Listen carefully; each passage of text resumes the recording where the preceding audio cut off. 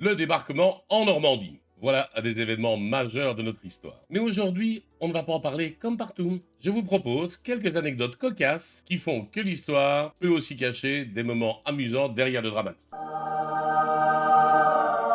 Bonjour et bienvenue dans l'antre de l'apprentivore, la chaîne où la science rencontre l'humour. Aujourd'hui, on va parler un peu d'histoire. On va aborder le débarquement en Normandie. Ça tombe bien, au moment où j'enregistre cette vidéo, on est en train de célébrer l'anniversaire de cet événement. Le débarquement en Normandie est un des événements les plus marquants de notre histoire. Mais savez-vous que derrière les récits héroïques se cachent des histoires drôles et inattendues? On raconte énormément de choses sérieuses au sujet du débarquement, alors nous, on va se pencher sur des événements un petit peu plus légers. Alors, pensez à vous abonner si vous êtes intéressé par ce genre de récit. Alors il y a bien sûr les anecdotes qu'on voit dans le film Le jour le plus long, notamment l'histoire de ce parachutiste qui est resté accroché au clocher de l'église de Sainte-Mère-Église. Ainsi donc, l'unité du soldat John Steele doit sauter en parachute dans la nuit du 5 au 6 dans les faubourgs de Sainte-Mère-Église et prendre la ville. Mais le pilote de l'avion, il vole un peu trop haut. Il a un peu peur de la DCA, le garçon. Ce qui fait que par une erreur de navigation, toute la troupe se retrouve parachutée dans le village même. C'est un raccourci, mais pas trop génial quand même. Et notre bon Steele, lui, se retrouve accroché au clocher de l'église. Alors il a bien essayé de se libérer. Il a pris son couteau pour essayer de couper les cordes, et le couteau est tombé. Et là, voyant les combats qui faisaient rage en bas, notre ami John Steele s'est dit « Je vais faire le mort ». Ça m'évitera de servir de tir au pigeon. Il sera libéré 2 heures plus tard par un soldat allemand. Il sera soigné parce qu'il a été blessé au pied en parachutant et fait prisonnier. Mais il s'évadera 3 jours plus tard. Par contre, ce qu'on voit dans le film, où on dit qu'il a été rendu sourd par les cloches, est sans doute pas terriblement vrai, parce que dans un interview, John Steele a déclaré qu'il ne se rappelait même pas si les cloches sonnaient ou pas. Et en son honneur, il y a toujours actuellement un mannequin en parachute qui pend au clocher de l'église de Sainte-Mère-Église. Le fils du président Roosevelt, Théodore, pas Franklin. Donc Théodore, c'est le moustachu qui a sa statue sur le mont Rushmore. Et son rôle est interprété par Henry Fonda dans le film Le jour le plus long. Et il était général dans l'armée américaine, et bien que souffrant d'arthrite et se déplaçant avec une canne, il avait quand même demandé à débarquer avec ses hommes. Le souci, c'est que suite à des erreurs de navigation et aux problèmes de courant, ils se sont retrouvés à 2 km de l'endroit où ils devaient arriver initialement. Et Théodore, en effet, a été assez surpris parce qu'il rencontrait une résistance moins ardue que prévu. Et en fait, le hasard a bien fait les choses parce qu'il les a envoyés sur une zone nettement moins défendue et servie par des soldats nettement moins aguerris, ce qui lui a permis de sécuriser la zone et d'aider au débarquement de Utah Beach. Donc, comme quoi, en effet, le hasard fait bien les choses. Malheureusement, Theodore Roosevelt est décédé d'une crise cardiaque 1 mois plus tard. Une autre anecdote qu'on voit dans le film Le jour le plus long, c'est le joueur de cornemuse qui joue sur la plage sous les tirs ennemis, etc.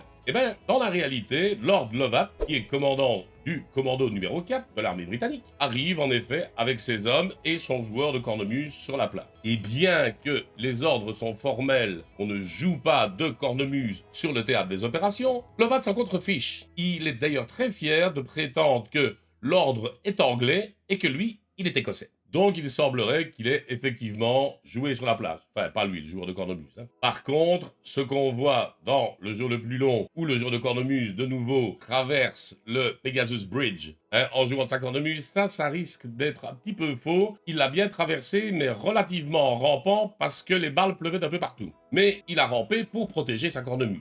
Soyons bien clairs. Et il se serait mis à jouer de l'autre côté du pont, une fois que la résistance aurait été fortement diminuée. Ceux qui me connaissent bien savent aussi que je suis fan de la série Star Trek. Or, il se trouve que l'acteur James Doohan, qui jouera plus tard le rôle de Scotty dans Star Trek, a participé lui aussi au débarquement, sous le drapeau de l'armée canadienne. Et il a été blessé également. 4 balles dans la cuisse, 1 à la poitrine et 1 dans la main. L'histoire dit d'ailleurs qu'on devra l'amputer d'un doigt suite à cette blessure et que dans les feuilletons, soit il portera une prothèse, soit il s'arrangera toujours pour cacher le fait qu'il lui manque un doigt. Je vais pas le montrer lequel parce que ça fait un peu grossier. Alors, la balle de poitrine fut heureusement stoppée par un porte-cigarette en métal que sa mère lui avait donné. Alors tout ça pourrait sembler être un acte extrêmement héroïque, sauf si la personne qui lui avait tiré dessus n'était pas un autre soldat canadien. Il l'a confondu, il s'est trompé, le garçon. Il était tellement stressé qu'il a tiré sur un de ses potes. Une opération qui a eu lieu en vue de tromper les Allemands sur la destination finale du débarquement a aussi eu lieu. Elle a été faite en utilisant un sosie du général britannique Sir Bernard Montgomery. Et on a pris ce sosie en le baladant à différents endroits, notamment à Gibraltar, pour faire croire que c'était Montgomery et qu'il allait inspecter des zones en vue d'une autre opération. Donc, un certain Clifton James fut recruté par le colonel David Niven, oui, l'acteur, il était colonel à cette époque-là, et je pense que vu son physique, il aurait très bien pu jouer Montgomery aussi. Donc, notre bon Clifton, ici, apprend à parler et à se comporter comme Montgomery, ici. Le souci, c'est que le vrai Montgomery ne boit pas d'alcool. Jamais. Alors que Clifton, lui, il a quand même un gros problème avec l'alcool et il est donc régulièrement bourré. Ce qui a fait que les militaires, pour vraiment le faire passer pour Montgomery, devaient régulièrement le soutenir pour qu'il continue à apparaître digne. Quoi qu'il en soit, l'opération fut un succès et les Allemands décidèrent de maintenir la 19e armée dans le sud de la France, ce qui faisait quand même des gens en moins en Normandie. Vous savez sans doute que les plages du débarquement portaient des noms de code. Et notamment, il y avait les plages de Sword Beach, Gold Beach, donc qui signifie espadon et poisson rouge. Et la dernière plage devait être appelée Jellyfish, méduse. Donc poursuivre la théorie de garder le nom de poisson. Mais Winston Churchill n'aimait pas du tout ce nom-là. Il ne souhaitait pas associer le mot méduse à une plage où beaucoup d'hommes allaient perdre la vie. Alors un colonel canadien du nom de Cecil Downey a proposé Juno, qui était en fait le prénom de son épouse. Et finalement, ça a plu aux gens, et cette dernière plage s'est vraiment appelée Juno Beach.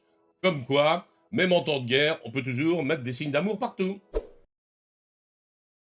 Voilà, c'était donc quelques petites anecdotes pour vous faire sourire un petit peu, pour vous montrer que même à travers un événement aussi sérieux, aussi important que le débarquement, il y a toujours des petites anecdotes qui peuvent faire sourire. Si cette vidéo donc vous a plu, n'hésitez pas à laisser un pouce bleu.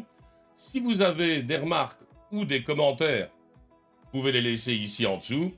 Et bien sûr, n'hésitez pas à vous abonner, car je publie du contenu régulièrement. Au revoir, à bientôt, ciao!